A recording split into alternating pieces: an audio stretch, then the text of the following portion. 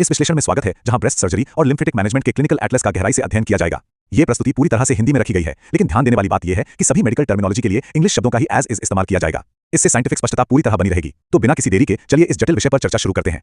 ठीक है, आइए इसमें गहराई से उतरते हैं। यहाँ जो मास्टर क्लिनिकल पाथवे दिखाया गया ना, दरअसल वही पूरी सर्जिकल जर्नी की असली नींव है। पेशेंट प्रेजेंटेशन से लेकर पोस्ट ऑपरेटिव आउटकम्स तक का हर एक कदम आपस में जुड़ा हुआ एक सफर है। इस विजुअल मैप के जरिए सर्जरी के हर एक छोटे बड़े डिसीजन पॉइंट को एक बेहद स्ट्रक्चर तरीके से समझा जा सकता है, चाहे वो ब्रेस्ट कंजर्विंग सर्जरी हो, एक्सिलरी क्लियरेंस हो या फिर रिकंस्ट्रक्टिव ऑप्शंस। मुख्य चर्चा को इन 5 स्तंभों पर आधारित रखा गया है। पहला, ब्रेस्ट सर्जरी फंडामेंटल्स, दूसरा, मैनेजिंग द एक्सिलरी नोड्स, तीसरा, सेंटिनल नोड बायोप्सी मोडालिटीज, चौथा, रिकंस्ट्रक्टिव सर्जरी ऑप्शंस और अंत में पोस्ट ऑपरेटिव कॉम्प्लिकेशंस। पहला मुख्य स्तंभ, ब्रेस्ट सर्जरी फंडामेंटल्स। यहाँ ब्रेस्ट कंजर्विंग सर्जरी यानी बीसीएस और मेस्टेक्टमी के बीच के अहम चुनाव को समझा जाएगा। यहाँ सबसे दिलचस्प बात यह है कि ब्रेस्ट कंजर्विंग सर्जरी के लिए कुछ सख्त, एब्सोल्यूट और रिलेटिव कॉन्ट्राइंडिकेशन स्थापित किए गए हैं। ध्यान रखने वाली बात यह है कि प्रेगनेंसी और मल्टीसेंट्रिक ट्यूमर्स बिल्कुल एब्सोल्यूट कॉन्ट्राइंडिकेशंस हैं, जिसका सीधा सा मतलब है कि इन स्थितियों में बीसीएस किसी भी हाल में नहीं की जा सकती। इसके अलावा रिलेटिव कॉन्ट्राइंडिकेशंस में प्रायर रेडिएशन थेरेपी या कोलेजन वैस्कुलर डिजीजेस को शामिल किया गया है। यहाँ एक और बेहद जरूरी नियम जिसका कड़ी तरह से पालन किया जाता है वो है स्ट्रिक्ट 1 मिलीमीटर मार्जिन रूल। इस रूल से यह पक्का होता है कि ट्यूमर के आसपास का मार्जिन कंप्लीटली क्लियर है। अब जब मैस्टेक्टमी की नौबत आती ही है तो उसके भी अलग अलग प्रकार और टेक्निक्स होती हैं। इस मैस्टेक्टमी स्पेक्ट्रम में रेडिकल, मॉडिफाइड रेडिकल यानी एमआरएम और सिंपल मैस्टेक्टमी के बीच के एनाटॉमिकल अंतर को बेहद स्पष्ट किया गया है। खास तौर पर पेक्टोरलिस माइनर मसल पर फोकस किया गया है। एमआरएम के अंदर देखा जाए तो पानीटेक टेक्निक में इस मसल को कट कर दिया जाता है, जबकि ऑचिंक्लॉस टेक्निक में इसे सिर्फ रिट्रैक्ट करके बचा लिया जाता है। वहीं दूसरी ओर सिंपल मैस्टेक्टमी में लिम्फ नोड्स और मसल्स को पूरी तरह प्रिजर्व किया जाता है और सिर्फ breast tissue, nipple areola complex और पेक्टोरल फाशिया को निकाला जाता है। तो यहाँ क्लिनिकल मास्टरी चेक करने के लिए एक रैपिड फायर सवाल उठता है। मैस्टेक्टमी के दौरान आमतौर पर सबसे ज्यादा कौन सी नर्व इंजर होती है? अगर एनाटॉमी को थोड़ा सा भी ध्यान से पढ़ा गया हो तो जवाब फौरन दिमाग में आना चाहिए। इसका बिल्कुल सटीक उत्तर है इंटरकोस्टोब्रेकियल नर्व यानी आईसीबीएन। इस इंजरी के क्या प्रभाव होते हैं, इस पर आगे चलकर कॉम्प्लिकेशन सेक्शन में विस्तार से चर्चा होगी। दूसरा चरण आता है मैनेजिंग द एक्सिलरी नोड्स। यहाँ एनाटॉमी की थोड़ी और गहराई में उतरकर एक्सिलरी क्लियरेंस की 3D बाउंड्रीज को एस्टैब्लिश किया जाएगा। एक्सिलरी क्लियरेंस की उन 3D बाउंड्रीज को यहाँ एक 3D क्यूब के रूप में विजुअलाइज किया गया है, जो अपने आप में बहुत क्लियर है। मीडियल बाउंड्री पर हेल्स्टेड लिगामेंट स्थित होता है। लैटरल साइड की बात करें तो वहाँ थोरैकोडोर्सल पेडिकल पाया जाता है। सुपीरियर बाउंड्री को एक्सिलरी वेन डिफाइन करती है और इंफीरियर बाउंड्री एंगुलर वेन द्वारा निर्धारित होती है। सच तो यह है कि इन 4 दिशाओं को ऑपरेशन थिएटर के अंदर एक्यूरेटली पहचानना एक सेफ और सक्सेसफुल क्लियरेंस के लिए अत्यंत आवश्यक है।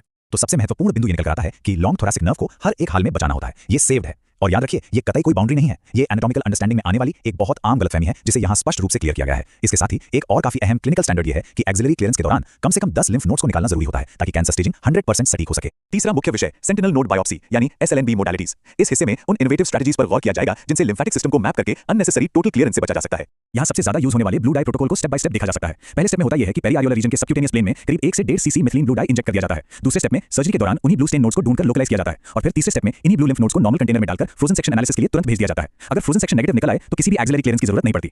लेकिन मेडिकल साइंस सिर्फ ब्लू डाई पर ही नहीं रुकी है, और भी कई एडवांस्ड विकल्प मौजूद हैं। यहाँ कुछ अल्टरनेटिव एसएलएनबी मोडालिटीज को कंपेयर किया गया है। रेडियो न्यूक्लियाइड टेक्निक में टेक्निक 99 का उपयोग करके एक गामा कैमरा के जरिए हॉट यानी रेडियोएक्टिव नोड्स को पहचाना जाता है। वहीं इंडोस यानी ग्रीन यानी आईसीजी टेक्निक की सबसे बड़ी खासियत यह है कि इसमें किसी के लिए भी, चाहे मरीज हो या सर्जन, कोई रेडिएशन एक्सपोजर नहीं होता। बस एक फिल्टर के नीचे ग्रीन लिम्फ नोड्स चमकते हुए दिखाई देते हैं। और सेंटीमार्क टेक्निक में फेरिक ऑक्साइड कंपाउंड और एक मैग्नेटिक स्कैनर का उपयोग होता है, जिससे लिम्फ नोड्स को बिना किसी रेडिएशन के इजीली डिटेक्ट किया जाता है। ज्ञान को थोड़ा और परखने के लिए यहाँ एक और आकर्षक सवाल सामने आता है। इन सभी प्रोसीजर्स के बाद ओवरऑल सबसे आम कॉम्प्लिकेशन आखिर होती कौन सी है? ये एक ऐसी स्थिति है जो पोस्ट ऑपरेटिव केयर में सबसे ज्यादा देखने को मिलती है। इसका उत्तर है सीरोमा फॉर्मेशन, और बस इसी को रोकने के लिए रोमोवैक्स सक्शन ड्रेन लगाया जाता है, जिसे तभी निकाला जाता है जब आउटपुट लगातार 2 दिनों तक 40 सीसी पर डे से कम ना हो जाए। चौथा स्तंभ, रिकंस्ट्रक्टिव सर्जरी ऑप्शंस। चलिए देखते हैं बॉडी को उसके नॉर्मल फॉर्म में वापस लाने के लिए ट्रैम और डाई फ्लैप्स का तुलनात्मक अध्ययन क्या कहता है। और ये बहुत ही बेहतरीन तरीके से दर्शाता है कि अलग अलग रिकंस्ट्रक्टिव फ्लैप्स में दरअसल बुनियादी अंतर होता क्या है। ट्रैम फ्लैप, जिसमें रेक्टस मसल को स्किन और फैट के साथ निकाल दिया जाता है, उसमें बाद में चलकर इंसिजनल हर्निया होने का रिस्क काफी ज्यादा होता है, क्योंकि पेट की मांसपेशी वहां कमजोर हो जाती है। लेकिन इसके ठीक विपरीत डीआईईपी फ्लैप एक मसल स्पेयरिंग ऑप्शन है, जिसमें उस रेक्टस मसल को छेड़ा नहीं जाता, वो वहीं अपनी जगह छोड़ दी जाती है। इसी मसल स्पेयरिंग नेचर की वजह से डीआईईपी फ्लैप को रिकंस्ट्रक्शन के लिए बहुत बेहतरीन माना जाता है। अब आते हैं अंतिम और सबसे नाजुक हिस्से पर, पोस्ट ऑपरेटिव कॉम्प्लिकेशंस।